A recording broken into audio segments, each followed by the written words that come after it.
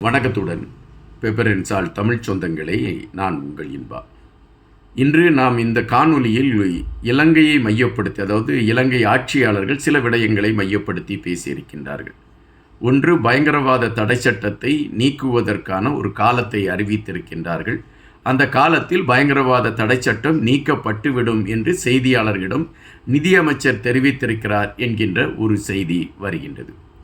இன்னொரு செய்தியை நாம் பார்க்கின்ற பொழுது நமல் ராஜபக்சே அவர்களுடைய பதிவு, ஐநா மன்றத்தின் ஆணையர் செம்மணி பகுதிக்கு வந்து பார்வை செய்தது என்பது ஏற்புடையது அல்ல என்கின்ற கருத்தை பதிவிட்டிருக்க அதே வேளையில் செம்மணியில் நடந்து கொண்டிருக்கக்கூடிய விடயங்கள், அதாவது செம்மணியில் புதைக்கப்பட்டிருக்கக்கூடிய அந்த உயிரோடு மனிதர்கள் புதைக்கப்பட்டிருக்கிறார்கள் என்கின்ற செய்திகளுக்கு ஏன் இவ்வளவு முதன்மை கொடுக்க வேண்டும்? இந்த நாட்டில் எவ்வளவோ பிரச்சனைகள் இருக்கிறது.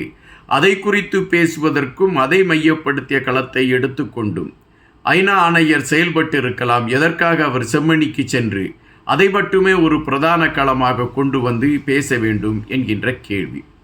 இதே நேரத்தில் செம்மணியை மையப்படுத்தி பிரித்தானிய அரசாங்கம் சில நகர்வுகளை எடுத்திருக்கிறது என்கின்ற செய்திகளையும் நாம் இங்கு பார்க்க வேண்டியதாக இருக்கின்றது. எனவே இந்த காணொலியில் அதை குறித்த ஒரு தெளிவான ஒரு தேடலோடு நாம் பயணிக்கலாம்.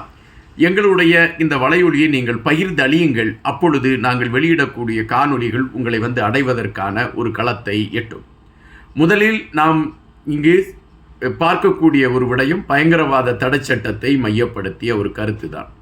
1976 இந்த காலகட்டங்களில் ஜெயவர்தனே அவர்களுடைய ஆட்சியிலே ஒரு தற்காலிகமாக உருவாக்கப்பட்டது தான் பயங்கரவாத தடை சட்டம் என்று குறிப்பிடுகின்றார்கள்.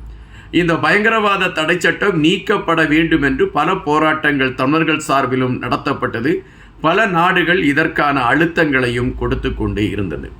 ஐரோப்பிய ஒன்றியம் நீங்கள் பயங்கரவாத தடை சட்டத்தை நீக்கிவிட்டு ஒரு புதிய சட்டத்தை கொண்டு வருகின்ற பட்சத்தில் தான் ஜிஎஸ்பி வரிச்சலுகை இலங்கைக்கு கொடுக்க முடியும் என்கின்ற அழுத்தங்களை கொடுத்த கருத்துக்களை நாம் பார்த்திருக்கின்றோம். அதுபோன்று இன்னும் பல நாடுகள் இலங்கையில் இருக்கக்கூடிய பயங்கரவாத தடை சட்டத்தை எதிர்க்கக்கூடிய ஒரு களத்தை தான் எடுத்துக்கொண்டு பயணிக்கின்றார்கள். அதற்கு பின்னணியில் பல விடயங்கள் இருக்கின்றன. ஒன்று, இந்த பயங்கரவாத தடை சட்டம் என்பது கைது செய்யப்படுகிறவர் எங்கிருக்கிறார், என்ன செய்து கொண்டிருக்கிறார், அவர் எங்கு வைக்கப்பட்டிருக்கிறார் என்கின்ற விடயங்களை குறித்த செய்திகளை அரசு வெளியிட தேவையில்லை. அவரை நீதிமன்றத்தில் கொண்டு வந்து நிறுத்திதான் தண்டனை கொடுக்க வேண்டும் என்கின்ற நிலைப்பாட்டை அரசு எடுப்பதற்கு அரசே யோசித்து சில நகர்வுகளை எடுத்துக்கொள்ளலாம் என்கின்ற ஒரு கருத்தும் இருக்கின்றது. எனவேதான் பெரும்பாலான இந்த மக்கள் பாதிக்கப்பட்டார்கள் என்கின்ற விடயத்தில், அதுவும் குறிப்பாக இந்த பயங்கரவாத தடை சட்டத்தில் பாதிக்கப்பட்டவர்கள் அனைவருமே தமிழர்களாகத்தான் இருந்தார்கள் என்பதுதான் பதிவு. எனவே இந்த பயங்கரவாத தடை சட்டம் மனித உரிமை மீறல்களை உள்ளடக்கியதாக இருக்கிறது என்கின்ற குற்றச்சாட்டு தொடர்ச்சியாக இலங்கையின் மீது வைக்கப்பட்டு கொண்டு இருந்தன. இந்த சூழலில்தான் இப்பொழுது நிதியமைச்சர் ஒரு நிகழ்ச்சியில் கலந்து கொண்டிருக்கின்றார். அப்படி கலந்து கொண்டிருக்கக்கூடிய சூழலில்தான் அங்கே இருந்த பத்திரிகையாளர் ஒரு கேள்வியை கேட்டிருக்கின்றார்கள்.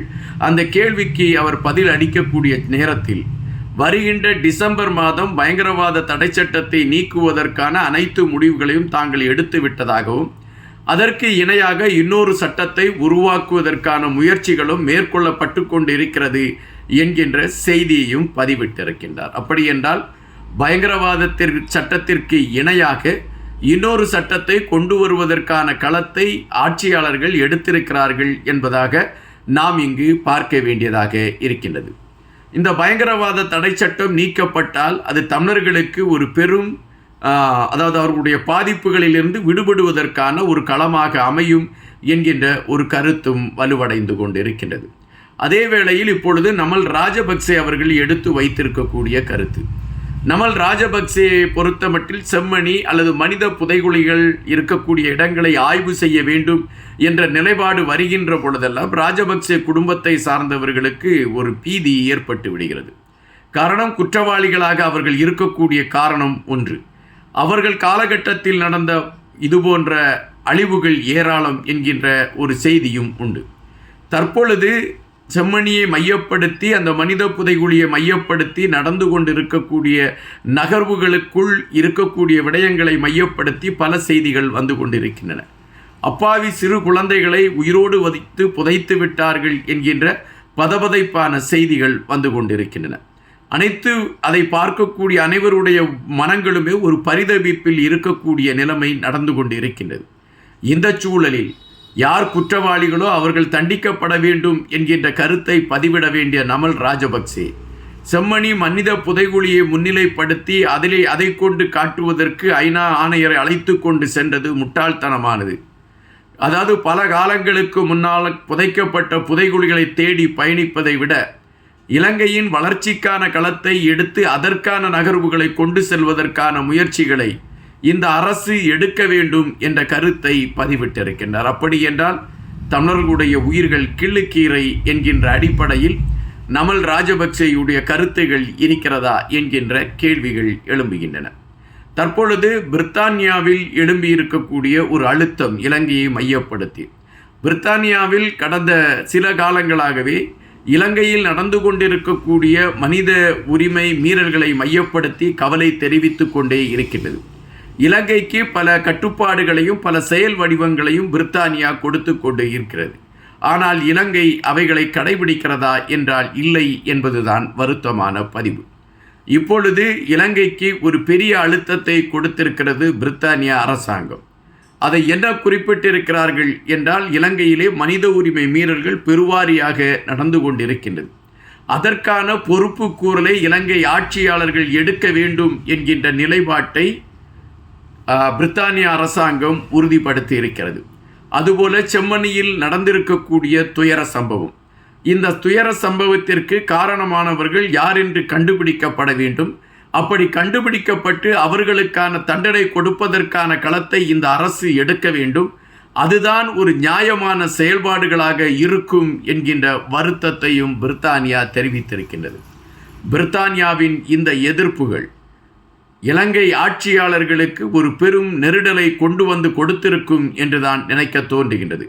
தற்பொழுது இருக்கக்கூடிய செய்திகளின் அடிப்படையை வைத்து பார்க்கின்ற பொழுது இலங்கை ஆட்சியாளர்களுக்கும் இலங்கை இராணுவத்திற்கும் ஒரு பாரிய சிக்கலை உருவாக்கக்கூடிய களத்தை செம்மணியில் கண்டுபிடிக்கப்பட்டிருக்கக்கூடிய உடல் கூறுகள் கொண்டு வந்து நிறுத்தும் என்கின்ற ஒரு கருத்து வலுவடைந்து கொண்டு இருக்கின்றன. தமிழர்களை மிகவும் இழிவான கண்ணோட்டத்தில் பார்த்து கொண்டு இருக்கக்கூடிய ஆட்சியாளர்களுக்கு ஒரு சரியான பாடத்தை சர்வதேசம் கற்றுக் கொடுப்பதற்கான வாய்ப்புகள் அமையலாம் என்கின்ற நம்பிக்கை இருக்கின்றன.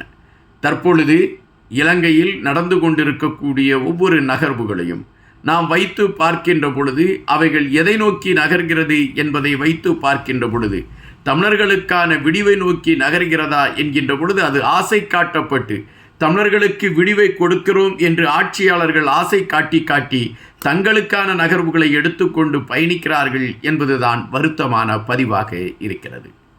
காத்திருப்போம். இன்னும் பல செய்திகளோடு உங்களை சந்திக்கின்றேன். நன்றியுடன் என்பார்.